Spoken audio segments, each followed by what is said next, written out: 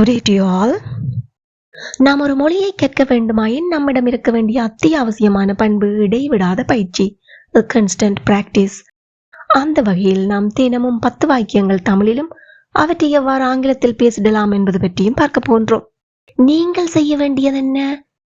தினமும் 10:30 மணிக்கு காலையில் வெளிவருகின்ற இந்த வீடியோவை பார்வையிட்டு இங்கு பயன்படுத்தப்படுகின்ற வாக்கிய அமைப்புகளில் தினமும் பேசக்கூடிய வாக்கியங்களை முடிந்தவரை உருவாக்கி பாருங்கள், எழுதி பழகுங்கள், பேசி பழகுங்கள், மறக்காம கமெண்ட் பண்ணுங்க.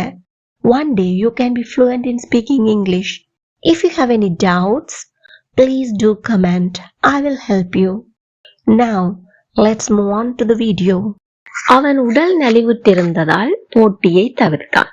இவ்வாறாக உடல் நலிவுற்ற நிலை, அலுத்து களைத்து போன நிலை, உடல் ஆரோக்கியமற்ற நிலை, not physically fit or healthy என்பதை நாம் out of shape என்னும் adjective phrase பயன்படுத்தி தெரிவிப்போம். வாங்க உதாரண வாக்கியங்களை பார்ப்போம். அவன் போட்டியை தவிர்த்தான். He avoided the match. எதனால்? Because he was out of shape. He avoided the match because he was out of shape. எல்லாருமே கூட சேர்ந்து சொல்லி பாருங்க. He avoided the match because he was out of shape. என் அப்பா முன்பு ஆரோக்கியமாக இருந்தார், ஆனால் இப்போது உடல்நிலை சரியில்லை. முன்பு ஆரோக்கியமாக இருந்தார், இதை நாங்க ஆங்கிலத்தில் எப்படி சொல்லலாம்? My dad used to be fit. But now he is out of shape. My dad used to be fit, but now he is out of shape. எல்லாமே கூட சேர்ந்து சொல்லி பாருங்க. My dad used to be fit, but now he is out of shape. நான் படிக்கட்டை ஏற முடியாத போது என் உடல் ஆரோக்கியம் இழந்துள்ளதை உணர்ந்தேன். I realized I was out of shape. எப்போது? படிக்கட்டை ஏற முடியாத போது. When I couldn't climb the stairs. I realized I was out of shape when I couldn't climb the stairs. எல்லாரும் வாயிட்டு சத்தமா இருக்க சொல்லி பாருங்க.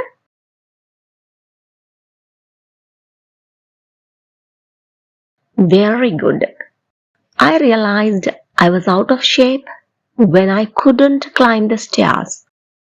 உடல் நலிவுற்றிருப்பது பல ஆரோக்கிய பிரச்சனைகளை ஏற்படுத்தும்.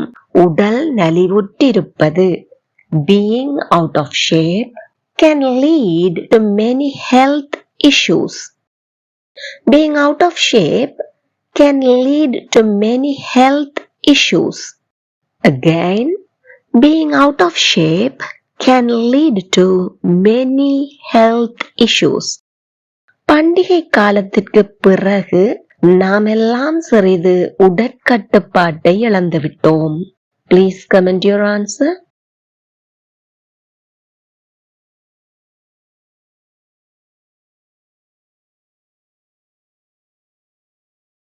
Well done.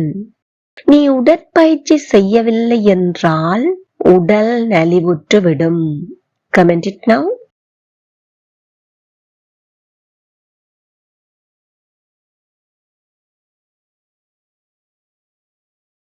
Bravo, you got it. போட்டியின் போது வானிலை எங்களுக்கு சாதகமாக இருந்தது. இவ்வாறாக ஒருவருக்கு சாதகமாக அல்லது ஆதரவாக அல்லது பயனளிக்கும் வகையில் என்பதை நாம் in one's favor என்றவாறு குறிப்பிடுவோம். இங்கு once என்னும் இடத்தில் possessive adjectives நாங்க பயன்படுத்த முடியும். அதாவது in my favor, in our favor, in your favor, in his favor, in her favor, in their favor என்றவாறு. அது மாத்திரமன்றி possessive forms-உம் பயன்படுத்தலாம். In Sheila's favor, in Raja's favor, in children's favor என்றவாறு. அங்க உதாரண வாக்கியங்களை பார்ப்போம். போட்டியின் போது வானிலை எங்களுக்கு சாதகமாக அமைந்தது. The weather was in our favor during the match. The weather was in our favor during the match. எல்லாருமே கூட சேர்ந்து சொல்லி பாருங்க. The weather was in our favor during the match. அனைத்து ஆதாரங்களும் அவனுக்கு சாதகமாக இருந்தன. All the evidence was in his favor. All the evidence was in his favor. எல்லாரும் வாய்விட்டு சத்தமா இருக்க சொல்லி பாருங்க. Superb. All the evidence was in his favor. அன்று எதுவும் எனக்கு சாதகமாக நடக்கல. Nothing worked in my favor that day. Nothing worked in my favor that day. மறுமுறை சொல்லி பார்ப்போமா? எங்களோட சேர்ந்து சொல்லி பாருங்க. Nothing worked in my favor that day.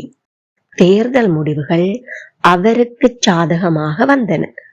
Comment your answer.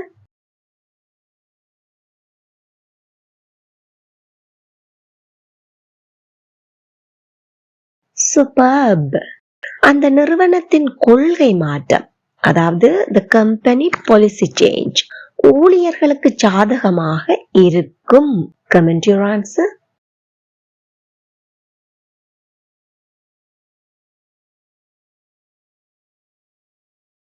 Splendid.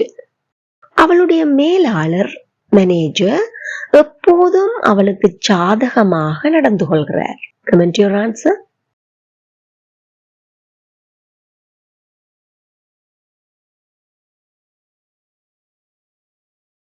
Wow, great. You got it. அவள் அவனை வெறுக்கவில்லை. உண்மையில் அவளுக்கு அவனை மிகவும் பிடிக்கும். இவ்வாறாக உண்மையில், நிஜமாகவே, வாஸ்தவத்தில் அல்லது இன்னும் சொல்ல போனால் என வலியுறுத்தி கூற நாம் in fact என்பதை பயன்படுத்துவோம். In fact என்ன பயன்படுத்துவோம்? In fact. இதன் வாக்கிய அமைப்பு எவ்வாறு காணப்படலாம்? ஸ்டேட்மெண்ட் ஒன்று சொல்றீங்க, அப்புறம் நீங்க வலியுறுத்தி ஒரு காரணத்தை சொல்ல போறீங்க. அப்போது in fact, contrasting or surprising fact. நாங்க உதாரண வாக்கியங்களை பார்ப்போம். அவள் அவனை வெறுக்கவில்லை. அப்போ இதுல இருந்து கன்ட்ராஸ்ட் ஆனதுதான் என்ன? அவளுக்கு அவனை மிகவும் பிடிக்கும். அதனாலதான் in fact பயன்படுத்துகின்றோம். She doesn't hate him. In fact, she likes him a lot. She doesn't hate him. In fact, she likes him a lot. எல்லாருமே கூட சேர்ந்து சொல்லி பாக்குறீங்களா? She doesn't hate him. In fact, she likes him a lot. இந்த கைபேசி விலை உயர்ந்ததல்ல. நிஜமாகவே இது மிகவும் மலிவானது. This mobile isn't expensive.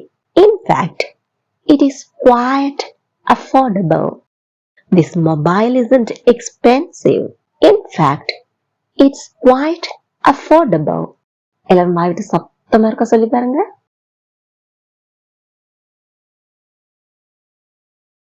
Wonderful. This mobile isn't expensive. In fact, it's quite affordable. நான் சோர்வாக இல்லை. இன்னும் சொல்ல போனா நான் மிகவும் உற்சாகமாக இருக்கிறேன். I'm not tired.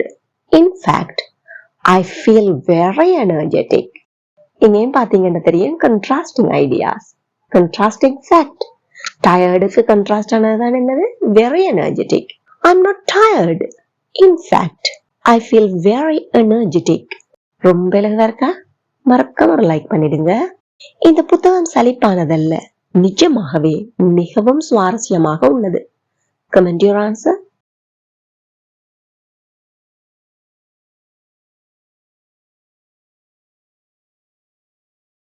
Very good. அவன் தாமதமாக வரவில்லை. இன்னும் சொல்ல போனால் அவன் சீக்கிரமாக வந்தடைந்தான். Comment your answer.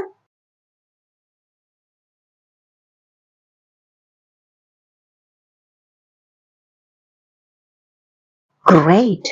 நான் கோபமாக இருக்கல. உண்மையில் நான் ஆச்சரியப்பட்டேன்.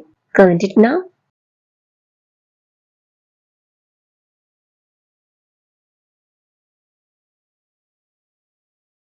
Amazing.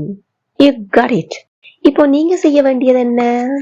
அவுட் ஆஃப் ஷேப் என்பதையோ இன் ஒன்ஸ் ஃபேவர் என்பதையோ statement in fact comma a surprising or contrasting fact என்பதையோ பயன்படுத்தி நடைமுறை வாழ்க்கையில் பேசிடக்கூடிய ஆங்கில வாக்கியங்களை சிந்தித்து பாருங்கள், எழுதி பாருங்கள், பேசி பழகுங்கள், மறக்காம கமெண்ட் பண்ணுங்க.